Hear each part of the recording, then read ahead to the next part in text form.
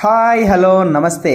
ఈ సమ్మర్లో cool cake videos చూస్తూ కూల్గా ఎంజాయ్ చేస్తున్నారా? ఇలా ఎంజాయ్ చేయడమే కాకుండా మీరు కూడా నేర్చుకోవాలనుకుంటున్నారా? వెంటనే నా ఛానల్ని సబ్స్క్రైబ్ చేసుకొని ఫ్రీగా ఆన్లైన్ క్లాసెస్ అయితే నేర్చుకోవచ్చు. సో ఈరోజు నాకు కొత్త ఛాలెంజ్ అయితే వచ్చింది. ఇది ఒక కొత్త థీమ్తో అయితే కస్టమర్ నాకైతే ఆర్డర్ చేశారు. వాళ్ళు రెగ్యులర్గా కేక్ ఫినిష్ చేయడం మీ అందరికీ తెలుసు కాబట్టి ఆ వీడియో అయితే స్కిప్ చేశాను. సో 2 టైర్ లేదా స్టెప్ కేక్ చేసేటప్పుడు కేక్స్ రెండింటిని అయితే ఫ్రీజ్ చేసి పెట్టుకోవాలి. ఇది ఒక టెక్నిక్ అనేది చెప్పుకోవచ్చు. సో మనం స్టెప్ ఎక్కించేటప్పుడు చాలా కేర్ఫుల్గా పెట్టుకోవాలి, ఎందుకంటే లేదంటే కింద కేక్ అనేది డ్యామేజ్ అవుతుంది. సో కేర్ఫుల్గా అయితే నేను ఎక్కించాను. దాని తర్వాత రిమైనింగ్ గార్నిషెస్ అయితే చేస్తున్నాను. మా సబ్స్క్రైబర్లు చాలామంది అడిగింది ఏంటంటే ఫాండెంట్ హ్యాండిల్ చేసేటప్పుడు అది సాఫ్ట్గా ఉండడం వల్ల మనం పెట్టిన షేప్లో ఉండట్లేదు, అది మూవ్ అవుతుంది లేదా షేప్ అవుట్ అవుతుందని.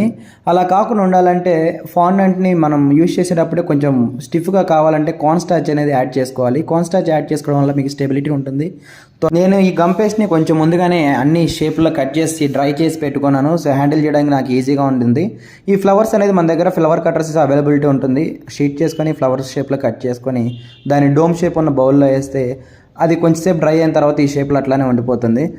ఇలా కట్ చేసుకున్న ఫ్లవర్స్ని 1 బై 1 అరేంజ్ చేసుకున్నాను. ఆల్మోస్ట్ నా కేక్ అయితే ఫైనల్ ఫినిషింగ్కి వచ్చేసింది. మీలో చాలా వరకు బ్రెడ్స్ ఇంకా డిజర్ట్స్ చేసేటప్పుడు చాలా డౌట్స్ అయితే వచ్చి ఉంటాయి. అలాంటి డౌట్స్ని క్లారిఫై చేసుకోవాలంటే నా వీడియోలో కామెంట్ సెక్షన్లో కామెంట్ చేయండి. మీకు ఎలాంటి డౌట్ ఉన్నది వాటిపైన స్పెషల్గా వీడియో చేసి నేనైతే అప్లోడ్ చేస్తాను. మీరు చేయాల్సిందారా నా వీడియోని లైక్ చేసి నా ఛానల్ని సబ్స్క్రైబ్ చేసుకొని కామెంట్ సెక్షన్లో కామెంట్ చేయండి.